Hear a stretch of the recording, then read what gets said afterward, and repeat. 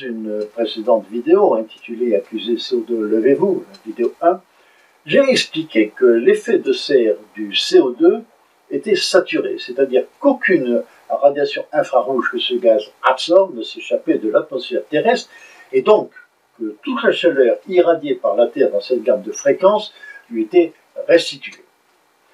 Autrement dit, on peut ajouter autant de CO2 que l'on veut à l'atmosphère sans que cela provoque le moindre échauffement additionnel. Cette saturation de l'effet de serre apparaît grâce aux mesures faites à partir de satellites, mesures que personne ne conteste, j'insiste, pas plus le GIEC que les plus ardents réchauffistes, mais ces derniers refusent d'en tirer les inévitables conséquences. Je n'ai trouvé sur le net qu'une seule tentative de réfutation, qui reprend, je crois, une thèse américaine et qui est exposée en français dans un article intitulé « L'effet de serre plus subtil qu'on croit », publié par une très sérieuse revue météorologique. Vous le trouverez facilement sur Internet et je vous invite à le lire. L'argumentation prend en compte le fait qu'un accroissement de la teneur en CO2 de l'atmosphère ne devrait pas se traduire par un réchauffement additionnel, mais considère, pour des raisons qui m'échappent, qu'il faut quand même trouver un mécanisme pour justifier le contraire. Alors je cite, « Lorsque la concentration du CO2 augmente, même jusqu'à doubler, si l'absorptivité du CO2 ne change pas, l'effet de serre ne devrait pas changer, et la température de la Terre aussi. Pourquoi tant s'inquiéter alors d'une augmentation de l'émission de ces gaz? Je crois que c'est vraiment une bonne question, et on aimerait bien que les auteurs de l'article y répondent, ceux qui ne font malheureusement pas. La réponse est, je suppose, parce qu'il y a une idéologie à soutenir, ou parce que tout le monde croit que le réchauffement climatique est dû à ce gaz. Ce qui d'ailleurs est faux et participe du bourrage de crâne général. C'est pour le moins une curieuse approche scientifique. La science prouve que les fantômes n'existent pas, mais il faut néanmoins démontrer leur existence. Ce qui se conçoit bien s'exprime clairement, a dit Boileau, dont les auteurs de l'article auraient dû s'inspirer, car leur démonstration est quelque peu compliquée, empoulée, encombrée de calculs et de détails inutiles qui en masquent le fond que je vais essayer de vous résumer. D'après eux, si j'ai bien compris, comme je le crois, le gaz à effet de serre, c'est-à-dire sous-entendu le CO2, est disposé en couches totalement absorbantes qui, je les cite, absorbent chacune la totalité du rayonnement qu'elles reçoivent et du fait qu'elles sont en équilibre thermique, en renverraient la totalité à raison de 50% vers le bas, c'est-à-dire vers la Terre, et 50% vers le haut, ce que nous avons ici. En conséquence, l'atmosphère étant composée d'un empilement de telles couches, le rayonnement qui atteint l'espace proviendrait d'une couche ultime qui n'a plus l'épaisseur suffisante pour absorber la totalité du rayonnement qu'elle reçoit, et qui, par exemple, renverrait 30% vers le bas et 70% vers le haut. Et tout se passe, d'après eux, comme si seule cette couche était vue par l'espace, et si les infrarouges provenaient d'une surface qui correspondrait à une altitude d'émission particulière qui serait la base de cette dernière couche. Toutes les couches inférieures seraient aveugles, elles ne verraient pas l'espace, et l'espace ne les voit pas. Alors selon eux, une augmentation de la teneur en CO2 de l'atmosphère provoquerait une élévation de cette température d'émission, qui à mes yeux n'est pas très claire. Compte tenu du gradient de température de l'atmosphère, du fait qu'il fait très froid en haut, et du fait que le rayonnement émis varie en fonction de la puissance quatrième de la température, loi de Stéphane, le rayonnement émis vers l'espace diminue, car l'air y est plus froid. Donc, l'atmosphère absorbe le différentiel d'énergie et se réchauffe. Des mouvements de convection verticale très rapides, sans conduction, accélèrent cet effet. De proche en proche, je les cite toujours, ce réchauffement se propagerait, mais cette fois par conduction, vers le sol et se traduirait par un réchauffement climatique. Rien de tout cela ne tient la route, et on a envie de dire, comme je ne sais plus quel professeur confronté à une thèse désastreuse, ce n'est même pas faux, tant chacune de ces assertions est dénuée de sens et désespérément éloignée de la réalité physique. Alors examinons point par point cette thèse. Numéro 1. La première proposition cumule les aberrations. Qu'est-ce que c'est qu'une couche totalement absorbante qui renvoie la totalité des radiations qu'elle absorbe? Une casserole qui laisse fuir l'eau qu'elle contient, ce n'est plus une casserole, c'est une passoire. Et si on ne sait pas définir une couche qui absorbe totalement les radiations, autrement que par le paradoxe qu'elle n'en absorbe aucun, on est mal parti. Une feuille de carton opaque placée devant une ampoule ne laisse pas passer la moitié de la lumière sous prétexte qu'elle est en équilibre thermique. Numéro 2. Avec cette conception aberrante de couche totalement absorbante, disparaît du même coup la notion fuligineuse d'altitude d'émission. Et n'ajoutons pas le fait qu'on ne voit pas très bien pourquoi cette altitude s'élèverait avec l'augmentation de la concentration, mais peu importe, l'essentiel est que la saturation de l'effet de serre du CO2 découle du fait qu'aucune radiation infrarouge de la gamme qu'il absorbe n'atteint l'atmosphère. Et ce concept d'altitude d'émission est dans ce cas totalement paradoxal et contraire au bon sens. Troisièmement, enfin, si une couche renvoie 100% des radiations qu'elle reçoit, elle ne s'échauffe pas plus qu'une vitre de fenêtre qui laisse passer le soleil, et en conséquence, tout l'effet de serre dans ce schéma se produirait dans les hautes régions de l'atmosphère, là où le gaz est le moins dense et le rayonnement le plus faible. Donc la température serait plus élevée en altitude, et l'air chaud devrait redescendre au niveau du sol. Heureusement que les frères montgolfiers n'en savaient rien. En fait, cette histoire de couche renvoyant 100% de son énergie sous forme radiative est sans doute le résultat de l'hérésie qui consiste à traiter un gaz comme un corps noir. Un corps noir peut, et même doit à l'équilibre, absorber 100% des radiations qu'il reçoit et réémettre 100% de l'énergie correspondante. Mais les radiations qu'il renvoie ne sont pas à la même fréquence. Un gaz, de toutes les façons, se comporte de façon complètement différente. Au contraire d'un corps noir, il ne peut absorber et émettre que des fréquences caractéristiques bien déterminées. Un gaz à effet de serre n'absorbe que les radiations dont la fréquence correspond au mode de vibration de ces molécules et emmagasine ainsi de l'énergie. En traversant une couche de gaz à effet de serre, une partie du rayonnement est absorbée et excite cette couche. Le reste se perd dans l'espace. L'énergie absorbée est restituée à la Terre. Comment? Le gaz à effet de serre ne peut restituer la chaleur qu'il a ainsi emmagasinée que de deux façons. Soit par des excitations spontanées de ces molécules, accompagnées d'une réémission d'infrarouge identique à ceux qui ont été absorbés. Soit par conduction, c'est-à-dire par transmission mécanique de l'énergie de vibration de ces molécules qui se transforme en énergie cinétique de molécules plus froides avec lesquelles elles rentrent en collision. En fait, le seul processus en œuvre de transmission de l'énergie absorbée par un gaz à effet de serre est la conduction, car les molécules excitées par l'infrarouge terrestre peuvent effectivement se désexciter naturellement et réémettre ces mêmes infrarouges, qui peuvent d'ailleurs potentiellement être réabsorbés et réémis plusieurs fois. Mais le délai de réémission, quoique très court, est suffisamment long pour que des milliers de collisions se produisent entre-temps. Et du reste, il est bien évident que si aucun de ces rayonnements n'atteint l'espace, comme c'est le cas pour le CO2, c'est bien que toute l'énergie correspondante peut être dissipée autrement que par conduction. Une bonne expérience pour comprendre ce phénomène, par analogie, est la suivante. Prenez un verre vide et placez-le dans votre micro-ondes. Vous le laissez quelques minutes, il restera froid, car le verre n'absorbe pas les radiations du micro-ondes. Remplissez maintenant le même verre d'eau et remettez-le à peu près pendant le même temps dans le micro-ondes.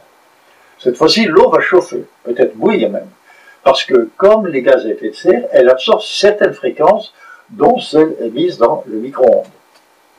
En touchez maintenant le verre. Il est devenu chaud lui aussi. Or, comme il n'absorbe pas de radiation, pas plus celle du micro-ondes que celle que l'eau est capable de réémettre, qui ont les mêmes fréquences, il n'a pu s'échauffer que par conduction.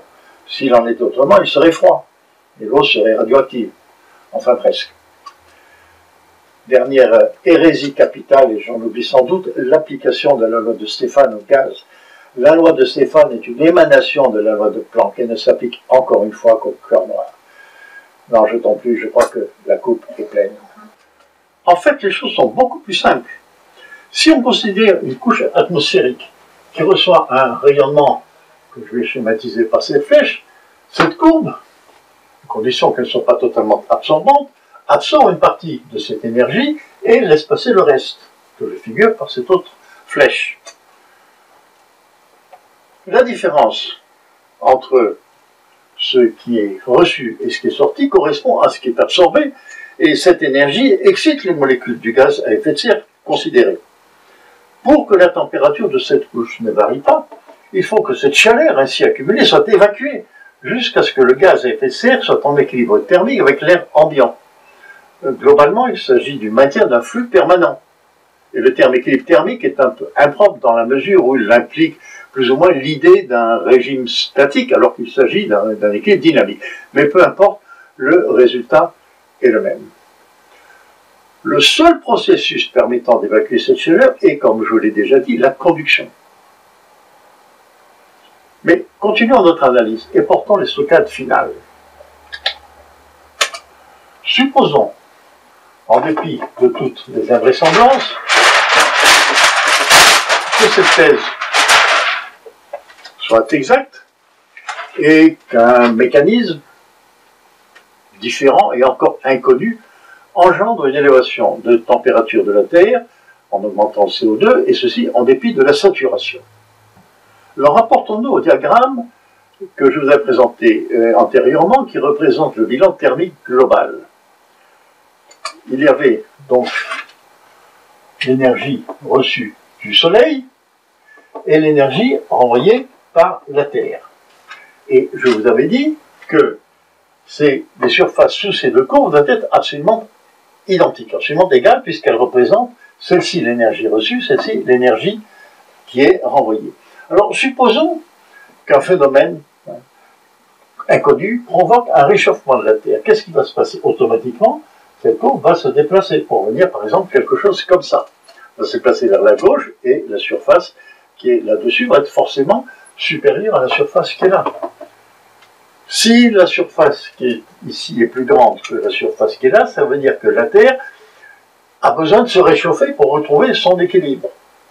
Et donc, on va arriver à ce résultat paradoxal qu'un réchauffement qui ne provoquerait pas, qui ne proviendrait pas de l'effet de serre, réchaufferait la Terre et, paradoxalement, ceci impliquerait un refroidissement de la planète, puisqu'il faudrait qu'elle renvoie dans l'espace l'excès d'énergie et plus d'énergie qu'elle n'en reçoit. Donc, ce présupposé réchauffement serait la cause d'un refroidissement, ce qui serait quand même quelque peu paradoxal. En fait, on peut retourner l'argument en disant que cet effet de contre-réaction est un élément de stabilité de la température. Si celle-ci s'élève accidentellement, la Terre réagit en se refroidissant. En fait, cet équilibre incontournable entre la chaleur absorbée et la chaleur réémise prouve qu'en dehors des variations de l'énergie solaire, hypothèse dans laquelle nous plaçons, valable pour une période courte, il n'y a que deux possibilités pour quelque phénomène que ce soit de modifier la température de la Terre. Ou bien ce phénomène entraîne une augmentation de l'énergie reçue du Soleil, c'est-à-dire provoque une diminution de l'albédo. Ou ce phénomène entraîne une réduction de l'énergie renvoyée par la Terre, c'est-à-dire un accroissement de l'effet de serre. Il faudrait donc qu'une augmentation de CO2 provoque une diminution de l'albédo de la Terre ou réduise le renvoi du rayonnement reçu du Soleil en augmentant l'effet de serre d'un autre gaz, puisque le sien propre est saturé. Aucun mécanisme connu ne permet d'envisager la première hypothèse. En ce qui concerne la seconde, on n'est pas a priori à exclure. Il faudrait nécessairement qu'une augmentation de CO2, au-delà de la saturation, augmente l'effet de serre d'un autre gaz. Par exemple, le CO2 en excès pourrait se combiner avec la bave de crapaud pour produire du méthane ou un autre gaz de serre dont l'effet n'est pas saturé. Et là encore, aucun processus connu ne permet d'envisager une telle hypothèse. Toute tentative de condamnation du CO2 en tant qu'agent du réchauffement atmosphérique n'échappe et n'échappera pas à la nécessité de respecter l'une ou l'autre des deux conditions ci-dessus.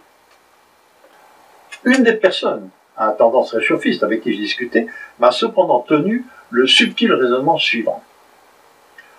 Supposons que par un phénomène encore inconnu, l'augmentation de CO2 provoque une relative petite augmentation de la température. Mais que cette relative petite augmentation de la température entraîne par évaporation des océans une grande quantité de vapeur d'eau dont l'effet de serre est d'autant plus important qu'une élévation de température provoque également un dégagement du CO2 dissous dans l'eau de mer. Donc cette petite augmentation de température initiale déclenche de fil en aiguille une réaction en chaîne qui aboutirait à une grande élévation de température, un effet notable. C'est ce qu'on appelle une rétroaction. De telles rétroactions sont d'ailleurs prises en compte par le GIEC quand il évalue, je crois à 3 degrés, la participation du CO2 au réchauffement, alors que c'est un gaz très rare, plus que l'argon ou le néon. Alors, ce raisonnement est à première vue plausible, car il respecte l'un des critères que j'ai mentionné, celui qui correspond à la deuxième hypothèse selon laquelle l'augmentation de CO2 provoquerait un accroissement de l'effet de serre d'un autre gaz. Il est cependant totalement fallacieux. Alors, regardez le schéma. Toute cette partie-ci est correcte. Petite élévation de température provoque une grande évaporation, provoque une grande élévation de température. Mais celle-ci, si le CO2, elle est parfaitement hypothétique. N'oubliez pas le si. Avec le même raisonnement, je peux remplacer cette phrase si un petit accroissement de CO2 par n'importe quoi. Par exemple, si les lapins mangeaient plus de carottes, ou si plus de femmes se coiffaient avec des chignons, et j'obtiendrai exactement le même résultat. Il y a un vieux dicton qui dit qu'avec des si, on pourrait mettre Paris en bouteille. Alors ne vous laissez pas berner par le tour de passe-passe qui consiste à considérer qu'une hypothèse est juste du simple fait qu'elle ne conduit pas à une absurdité. Il faut un peu plus que ça. Beaucoup de gens sont climato-sceptiques, des dizaines de milliers de scientifiques et des millions de personnes ordinaires qui sont presque parfois un peu gênantes dans la mesure où pas plus que l'immensité des réchauffistes, elles s'appuient souvent sur de réelles connaissances scientifiques et n'ont peut-être ni le savoir ni le temps nécessaire pour les acquérir. Les climato-sceptiques, dont vous aurez compris que je m'honore de faire partie, avancent bien d'autres arguments contre la pensée unique et imposée, mais aucun n'a valeur de preuve incontournable comme ce que vous avez vu dans cette vidéo et celle qui la précède. J'espère que vous en tirez parti dans vos attitudes et réflexions. Il me reste à vous remercier du temps que vous avez passé à m'écouter et de l'intérêt que vous avez porté à mes propos. Vos remarques et commentaires seront les bienvenus. Vous pouvez me les adresser à travers mon site jmb-science.com ou directement par email à mon adresse jmbonami@orel.com, information que vous retrouverez sur le tableau qui termine cette vidéo.